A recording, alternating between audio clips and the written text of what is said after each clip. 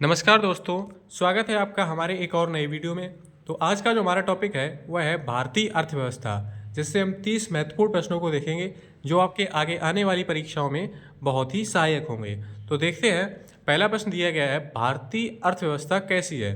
भारतीय अर्थव्यवस्था जो है वो एक मिश्रित अर्थव्यवस्था है। इसका ऑप्शन सी करेक्ट आंसर हो जाएगा। अगला प्रश्न है, भारत में राष्ट्रीय आय का आकलन असेसमेंट कौन सी संस्था करती है। तो भारत में राष्ट्रीय आय का आकलन केंद्रीय सांख्यिकी संगठन सीएसओ करता है। इसका ऑप्शन बी करेक्ट आंसर हो जाएगा। अगला प्रश्न है, गरीबी हटाओ का नारा किस पंचवर्षीय योजना में दिया गया था। तो गरीबी हटाओ का नारा 5वीं पंचवर्षीय योजना में दिया गया था। इसका ऑप्शन सी करेक्ट आंसर हो जाएगा। अगला प्रश्न है, न्यूनतम आरक्षित प्रणाली मिनिमम रिजर्व सिस्टम किससे संबंधित है।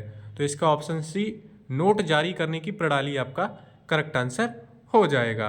अगला प्रश्न है, भारत की जीडीपी में सबसे अधिक योगदान किस क्षेत्र का है। तो भारत की जीडीपी में सबसे अधिक योगदान तृतीयक क्षेत्र या सेवा क्षेत्र का है। इसका ऑप्शन सी करेक्ट आंसर हो जाएगा। अगला प्रश्न है, भारत में करेंसी नोट पर किसके हस्ताक्षर होते हैं। तो भारत में करेंसी नोट पर भारतीय रिजर्व बैंक के गवर्नर के हस्ताक्षर होते हैं। इसका ऑप्शन सी करेक्ट आंसर हो जाएगा। अगला प्रश्न है, वह दर जिस पर आरबीआई वाणिज्यिक बैंकों कमर्शियल बैंक्स को अल्पकालिक ऋण शॉर्ट टर्म लोन्स देता है क्या कहलाता है। तो इसको रेपो दर कहते हैं। इसका ऑप्शन सी करेक्ट आंसर हो जाएगा। अगला प्रश्न है, भारत का सबसे बड़ा वाणिज्यिक बैंक कमर्शियल बैंक कौन सा है। तो भारत का जो सबसे बड़ा वाणिज्यिक बैंक है वह है भारतीय स्टेट बैंक। इसका ऑप्शन सी करेक्ट आंसर हो जाएगा। अगला प्रश्न है, सेबी सेबी का संबंध किससे है। तो सेबी का जो संबंध है वो पूंजी बाजार से है, कैपिटल मार्केट से है। इसका ऑप्शन सी करेक्ट आंसर हो जाएगा। अगला प्रश्न है, जीएसटी वस्तु एवं सेवा कर भारत में कब लागू किया गया था। तो जीएसटी को 1 जुलाई 2017 को भारत में लागू किया गया था। इसका ऑप्शन बी करेक्ट आंसर हो जाएगा। अगला प्रश्न है, भारत की जनसंख्या की आजीविका का मुख्य स्रोत क्या है। तो भारत की जनसंख्या की आजीविका का मुख्य स्रोत जो है वो कृषि है। इसका ऑप्शन सी करेक्ट आंसर हो जाएगा। अगला प्रश्न है, हरित क्रांति का संबंध मुख्य रूप से किस फसल से था। हरित क्रांति का संबंध मुख्य रूप से गेहूं से था। इसका ऑप्शन सी करेक्ट आंसर हो जाएगा। अगला प्रश्न है, भारत में श्वेत क्रांति व्हाइट रिवॉल्यूशन के जनक के रूप में किसे जाना जाता है। तो डॉक्टर वर्गीज कुरियन को श्वेत क्रांति के जनक के रूप में जाना जाता है। इसका ऑप्शन बी करेक्ट आंसर हो जाएगा। अगला प्रश्न है, भारत का सबसे बड़ा कुटीर उद्योग कॉटेज इंडस्ट्री कौन सा है। तो इसका ऑप्शन सी हथकरघा उद्योग या हैंडलूम इंडस्ट्री आपका करेक्ट आंसर हो जाएगा। अगला प्रश्न है, ऑपरेशन फ्लड किस कार्यक्रम से संबंधित है। ऑपरेशन फ्लड जो है वो दुग्ध उत्पादन में वृद्धि से संबंधित है। इसका ऑप्शन सी करेक्ट आंसर हो जाएगा। अगला प्रश्न है, प्रत्यक्ष कर डायरेक्ट टैक्स का उदाहरण निम्न में से कौन सा है। तो प्रत्यक्ष कर का जो उदाहरण है वह है आयकर इनकम टैक्स। इसका ऑप्शन सी करेक्ट आंसर हो जाएगा। अगला प्रश्न है, भारत में हरित क्रांति के जनक फादर ऑफ ग्रीन रिवॉल्यूशन किसे माना जाता है। तो हरित क्रांति के जो जनक थे वो डॉक्टर एम.एस. स्वामीनाथन थे। इसका ऑप्शन बी करेक्ट आंसर हो जाएगा।